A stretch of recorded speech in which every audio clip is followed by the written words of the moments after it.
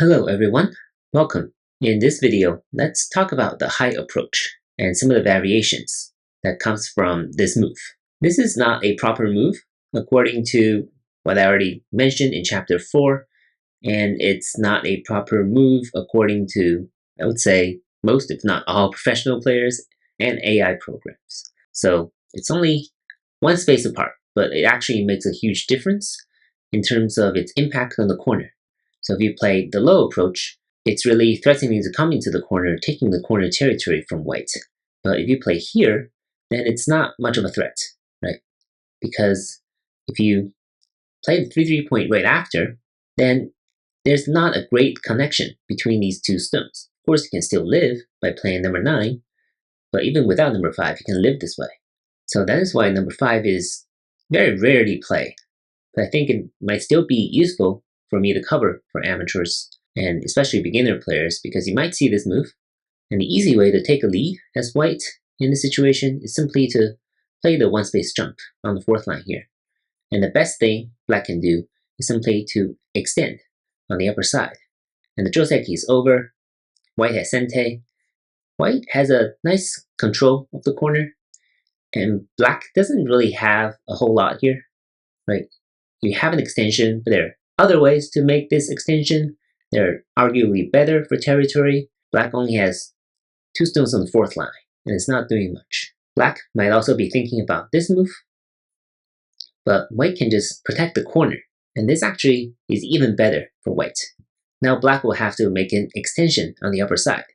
Should probably be here, here, or here. This is probably the best.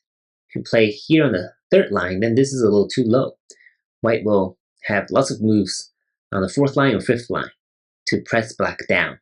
The key here is that 7 and 9 is really only canceling out some of the points white can potentially have. But what it does is that it really solidifies white's position on the corner. And number 8 and 10 is in a really good position, guarding the corner. And white is, of course, completely alive, very strong position, and white has sente.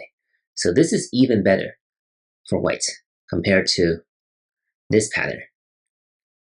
So this is the reason why number 5 is not viable, right? Because number 6 is a good position. Black, it's hard to gain anything from number 5, hard to build anything off of number 5, and that is why this is not a viable move. A mistake for white would be this, right? So this, again, this is one of those situations where if you can take the entire corner, then this is good. But for AI programs and professional players and high-down players, black is not done with this corner. It seems very big. It seems white has surrounded it, but black has all kinds of moves on the outside, right? You need to prepare on the outside that can kind of harass and threaten to reduce the corner territory from the outside. So if you want to save the corner right after number 11, you might have to play very conservatively, right? Something like this or this, and these will be very slow moves. Right? If you move outside, then black, again, can threaten to reduce the corner, right? If you play something like this, of course, black can leave it for now. Black in this situation, when the board is empty, you can just extend, right? 3 space extension will play a corner closer anywhere. Any of these moves should be okay. But the thing is, let's say sometime down the line, when black has a stone here, right? It might seem pretty intuitive that white already has the corner, but it's more vulnerable than you think.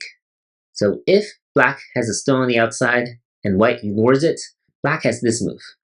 A really good move, right? If white takes the corner this way, and then all of a sudden white's corner is not that big, right? Because black can connect back with 17 and 19. You might want to play this way. Still, number 18 is the best compromise. Just play something like this, preserve the corner, and allow black to take it. And it only takes 1 stone to set it up. It only takes number 13. So what happens if white insists on killing the corner, right? You can try to kill it by playing something like this, but this is actually really dangerous. And in this situation, actually, it doesn't work for white, right? So black is going to win this race to capture.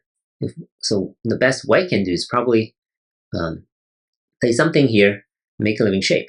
And of course, this is a straight 4 pattern for black. Black will be alive, white is alive, and the fight on the outside clearly favors black.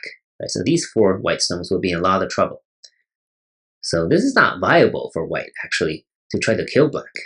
So it might seem like a very big corner, pretty strong, right, without number 13, but once black has stones on the outside, it will have all kinds of moves on the inside that can reduce white's territory. But of course, if black does not contest, then this is a very nice territory for white. So this is playable, I would say, for beginners as white, but if you're a dumb player, especially a high dumb player, this is definitely not okay, because your opponent as black can still come in and reduce the corner. And that is why the correct move for white in this situation is right here. And once again, number 5 is not a viable move. As always, if you have any questions, please let me know in the comment section below. Good luck, and thank you for watching.